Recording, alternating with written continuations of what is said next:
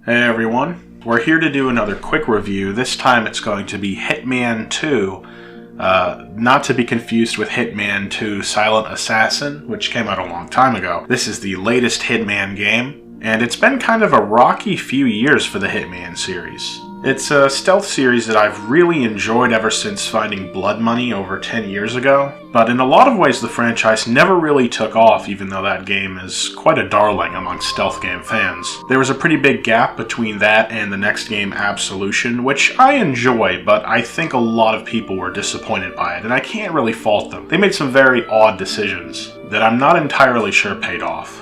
This is probably why the series went away for a similar length of time, and it manifested in the game Hitman, which I'm just going to call Hitman 2016 because it's all a little confusing.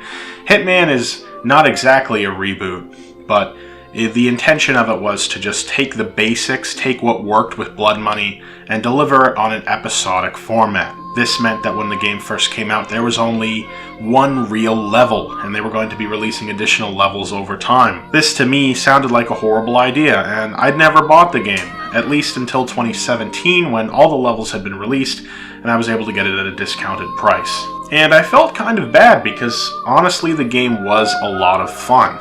It was a very interesting take on the stealth game genre, and it really did take a lot of Blood Money's best qualities and build upon them. But at the end of the day, it's tough because it was still a game with only 6 levels. Blood Money, I think, had like 15, and most of them are pretty great, so it was a little tough for me to get fully behind the game. Then things got a little complicated because Square Enix decided to let IO, the developer, go, and they went freelance for a little while, and they actually released a bit more content for that game, which I've actually not played. I never purchased it. At the time, I was really more interested in the idea of year 2, because that's the whole issue, was they were supposed to make years worth of content, and it seemed like that wasn't happening because the game didn't sell. Either way, Warner Brothers snatched IO up, and what appears to be that second year of Hitman content is now its own game, Hitman 2.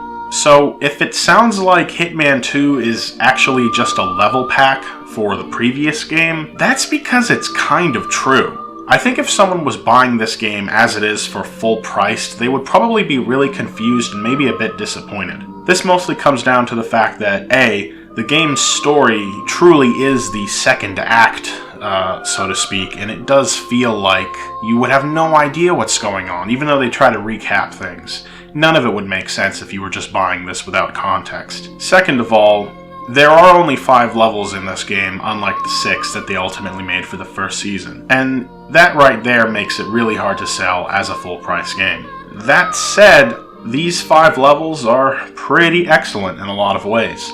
They're very strong. It feels like they took everything that worked really well in the levels from the first season, and they just kind of distilled them and reshaped everything. You have 5 levels that all have the big crowds, the big areas full of people that split off into these little stealthy fortresses that you'll have to sneak inside. A lot of the stuff that makes Hitman really fun is found in each and every single level. So I have absolutely no complaints about the core maps in this game, whereas with the previous season, you could criticize the last 2, Colorado and Japan, which I actually like those maps a lot, but they're kind of gimmicky compared to the other ones. And sometimes you just don't want to play them because of that. Here, there don't appear to be any gimmicks of any kind. So that's definitely a plus. All 5 levels are really strong, and I look forward to really mastering them, figuring out all the stuff you can do, doing contracts, and just really getting a great lay of the land, because so far I've been having a lot of fun with it. Another issue that I think would disappoint people buying the game, and I don't consider this a spoiler,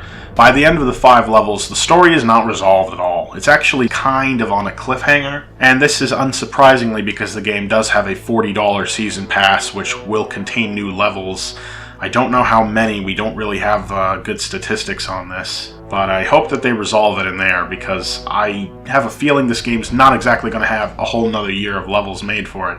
It's not selling well, and that's kind of a shame, but I think there's just so much confusing surrounding the series at this point that people stay away. That whole issue of the game being a level pack is pretty much proven by the fact that if you own Hitman 2016 and any of the additional content made for it, you can just play it in this one. with the new gameplay mechanics and some other tweaks. This is actually a really cool idea. I don't mean to sound critical of it. I like it because it means I don't have to keep both games installed. I can just go and do any of the levels I want. It does expand my activities in the game quite a bit.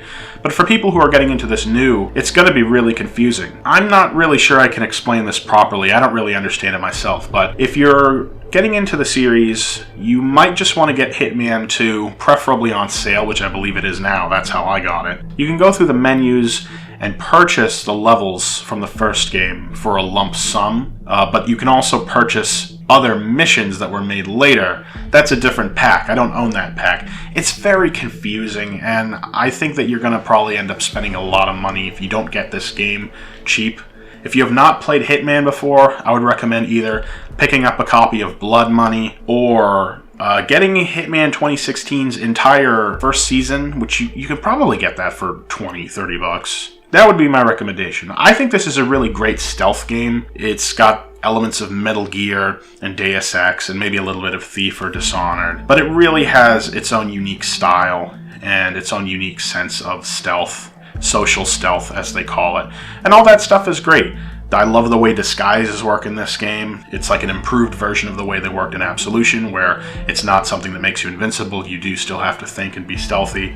I love the opportunity system. I love how the team is able to put narrative into the levels more so than they've done in the past. And also, I just think the game is really beautiful. It's great to see a game that looks this beautiful, running at a good frame rate, and I like that there's a lot of options in the menu to kind of improve your performance a bit. Despite the fact that the Hitman games are kind of a pain in the ass to buy now, I think that IO really cares about the product they're putting out.